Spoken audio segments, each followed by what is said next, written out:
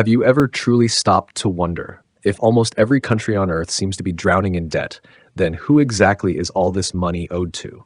It's one of those strange global puzzles that doesn't quite seem to add up.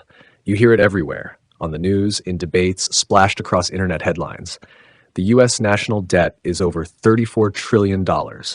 Japan's debt is more than twice the size of its entire economy.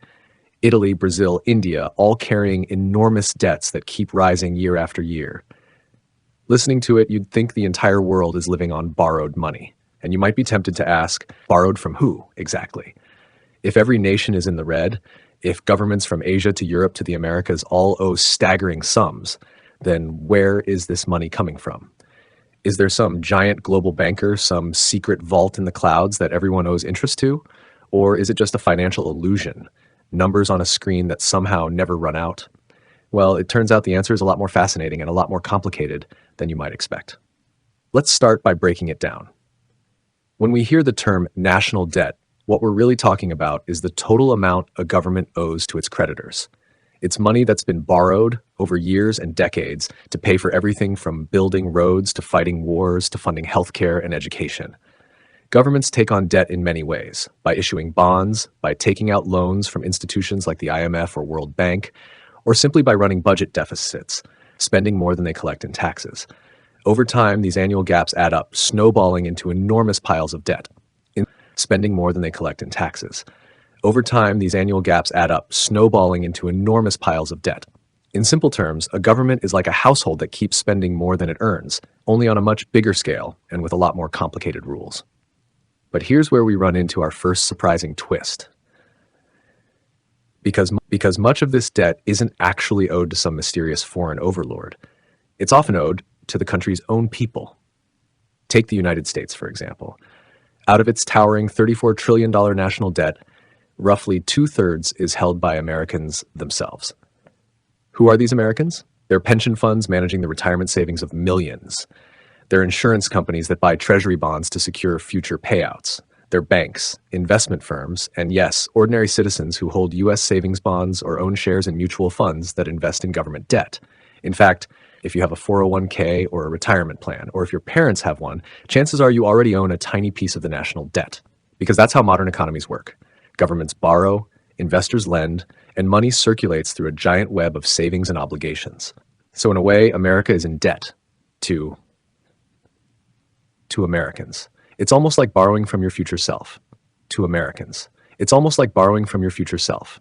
The government spends money today on military, on Medicare, on stimulus checks, on disaster relief, and future taxpayers pay it back with interest that often lands right back in the hands of American investors. It's a cycle that keeps the economy humming, though not without risks. But that still leaves a pretty large slice of debt that isn't held domestically. So who are these foreign lenders?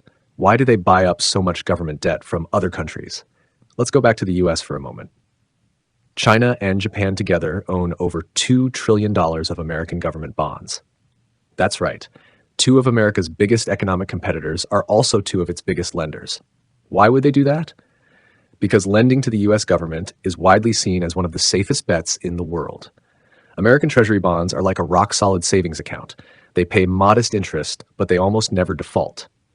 For countries that export a lot to the US, like China and Japan, buying treasuries is a practical way to put those surplus dollars to use.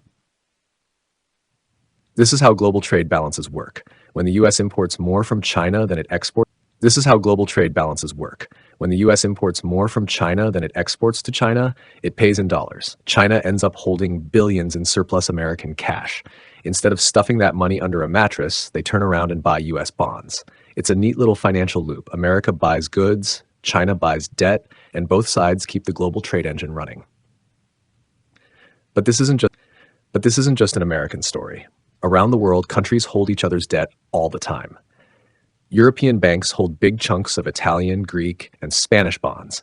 China buys bonds issued by dozens of African and Latin American countries. Even tiny nations diversify their reserves by holding foreign debt, trying to protect their wealth from local crises.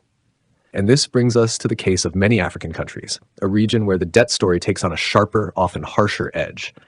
Many African nations carry large debts owed not only to private investors, but to foreign governments and multinational lenders.